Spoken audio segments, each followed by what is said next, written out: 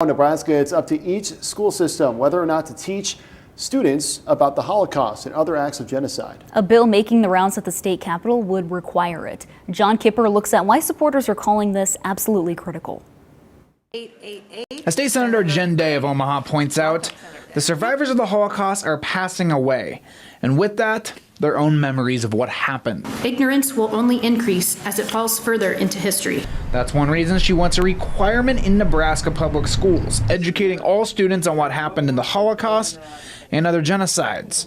She was backed by many, including Mark Dreiling, Chief of Staff for Congressman Don Bacon. This important legislation is not just about the here and now. It speaks to future generations. It reveals what kind of people we are and what we intend to be. The Anti-Defamation League says anti-Semitic incidents are rising nationwide and in Nebraska. And more people are comparing the Holocaust to current events. Lawmakers comparing vaccine mandates to the Holocaust.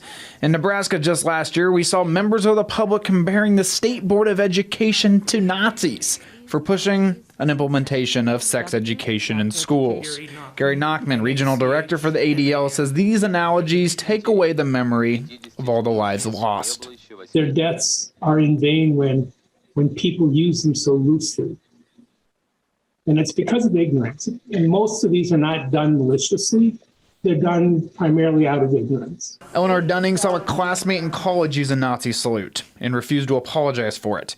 She said these requirements would give future generations basic knowledge to navigate the world. I want to be here because I want to make sure that this never happens to another student. Now there is evidence younger generations are losing touch with what happened in Nazi Germany. One example, a poll from 2018 showed 2/3 of millennials could not identify that the infamous Auschwitz concentration camp was indeed a concentration camp. What is particularly shocking and disappointing about this decline in knowledge of the Holocaust is that it is a relatively recent event.